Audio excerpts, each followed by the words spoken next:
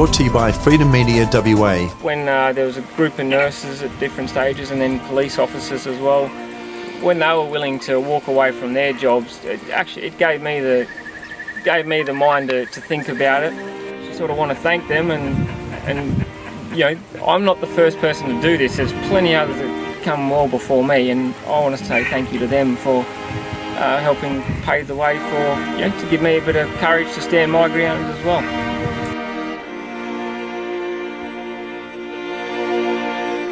We're going to discuss a few things and go through my story, discuss some of the facts and put them out there in the way I believe they are in my heart. My name's William Pike.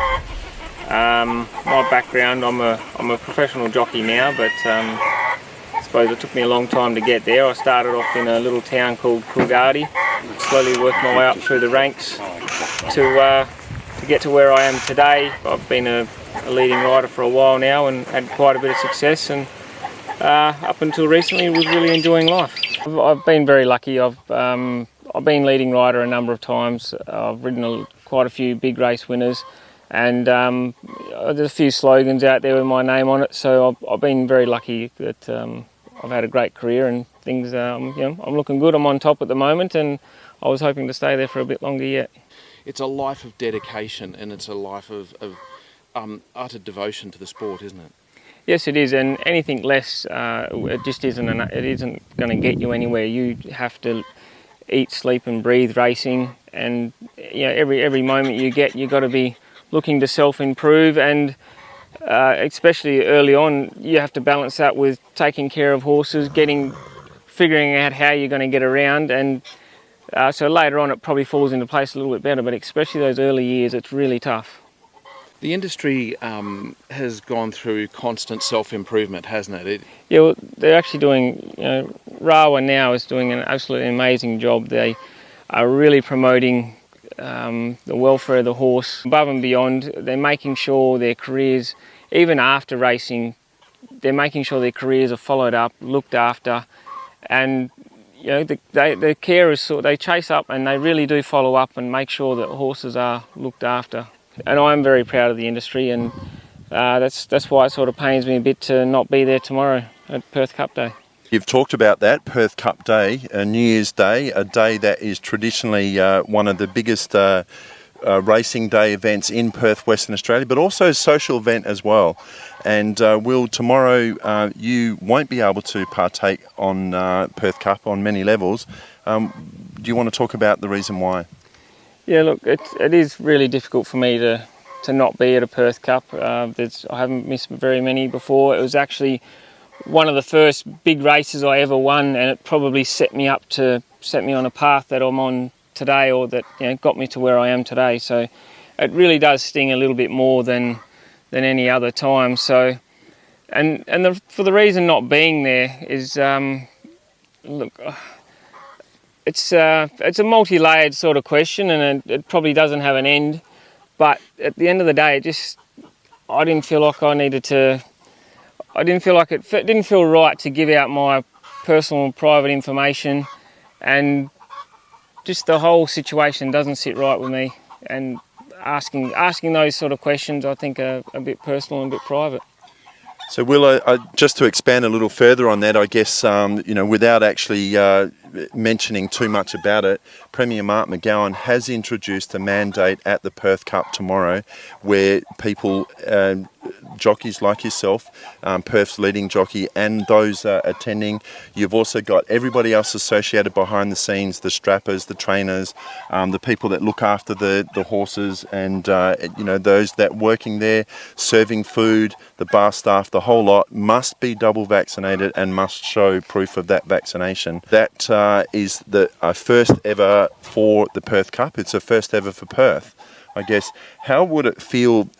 You can't ride because you've just said that you don't feel as though you should have to provide that proof. But not only that, you can't even go to the track to offer mentorship or as a stalwart of the sport that you've been part of for many years. It's very painful for me to be not to be involved in some way. So not being able to ride is one thing, but not to be able to be there to, some of those other jockeys, they're still my friends.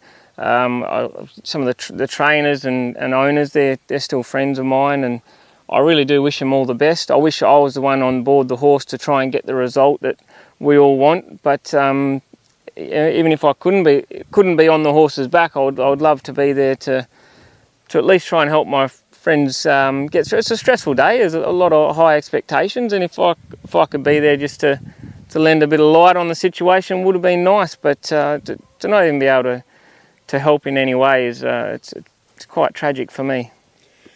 And I just want to expand on that as well. I can see and feel the hurt, and I just want to bring back, Will, in 2020, the Perth Cup. That particular, we had some quite horrific bushfires here in Perth, Western Australia, and you actually donated all of your winnings of that successful campaign. That's a cause that you felt was important to you at the time. Is there a far greater implication of not being able to go tomorrow? Yeah, well, I definitely think there is. I do try to be involved on all levels. So between fires and droughts and things, if I could help, I do, and where I can. So not being there, like I said before, not being able to help my friends and other fellow riders, well, that's pretty sort of it's pretty hurtful for me. If you walked up to people right now and asked them why did they have it, they would say because otherwise I couldn't work, because otherwise I can't travel. It doesn't feel like it's participating then, does it? It definitely feels like you're cornered. Could you tell us why you're not telling that to the mainstream media? Well, the mainstream media has a way of twisting words, and leading up to this I didn't want to comment. I wanted to make sure I had my story straight, and they went ahead and posted things anyway, and I thought that was a little bit out of line, and I wanted my story and my reasons to be told factually, and I suppose I turned to you guys because I know you have a reputation for that, and that's what I wanted to get out there. I didn't want to get a headline out there that makes some guy in an office get a smug smile on his face. We've spoken, Will, about you as a professional athlete, because let's be honest, it takes a lot of dedication and training to do this. You as a dad, you as a father going forward in the times that we have right now, and you're making decisions. How does that feel to you? What concern do you have going forward? I have enormous concerns going forward. Everything, I try everything that I try to do in my life. I try to, I suppose, it almost becomes a legacy thing. So I want to leave my children in a better position I was in, and it doesn't necessarily mean money. That probably means more education than money-wise, and that doesn't mean pen and paper education either. Like if I could give them more street smarts than I had, well then that's where I like to head things. It'd be nice if I could see the world getting better as they were transitioning and growing into being adults, but right now it feels like we're at a very strange place in the world and very concerning. Yeah, it certainly is a strange place. We're seeing many firsts here, things that perhaps 6 months ago, 9 months ago, 10 months or 2 years ago that we wouldn't think occur in probably, I'm going to say the great state of Western Australia. I'm certainly West Australian born and bred, and you've certainly done West Australian. You've done the state proud. You've put things on the map in terms of that. So, as a I guess going forward, if you're talking about, and the horses loving the scratch here, so that's just the way it goes. That's yeah. I suppose at one point there they were touting a digital passport just so you could get into restaurants and whatnot. That's how the future's going to be. They say, well, I don't see how that could be acceptable. You want to go to a restaurant and have a nice meal, why should you have to worry about giving out all your details? Personal and private information in that way. But then for me as an athlete as well, health implications definitely have a play in it. The vaccines come around really quickly, and where does it, I don't know, how did it get here so quick? I just had questions, and it doesn't feel like we've had the time to digest it and be able to take it all on board in an intelligent way. I saw an article, the West Australian commented yesterday that you're refusing to comment. In terms of industry support, you are at the top of your game. I read an article where Bob Peters has come out and actually he understands your position and your decision. Your industry support overall, where do you see that at? Industry participants has been sort of overwhelming. I was really actually surprised. I've had a lot of text messages, just the old, mate, are you okay? Are you doing all right? A very important question. Absolutely, and I've actually sort of really just taken aback a little bit at the support that's out there, and I was a little bit surprised by it, but quite a lot of genuine, as I said, just, mate, are you all right? My future is very uncertain right now. I really don't know what my future is going to be like. I would love to keep riding. I would love to stay on top for as long as I can, or until one of the young guns come along and boot me off my perch. That's the nature of the game, and I love it. Like, honestly, if you're not good enough to be on top, then you're not there, and that's the competitive nature of it. I love it.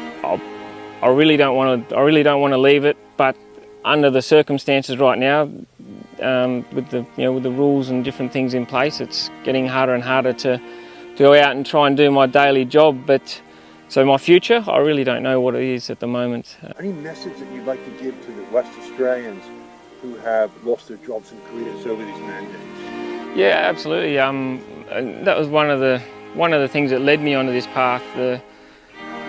When there was a group of nurses at different stages, and then police officers as well, when they were willing to walk away from their jobs, it gave me the mind to think about it, and to just to sort of start asking questions and looking for answers. So I actually sort of want to thank them, and I'm not the first person to do this. There's plenty others that come well before me, and I want to say thank you to them for helping pave the way for, to give me a bit of courage to stand my ground as well.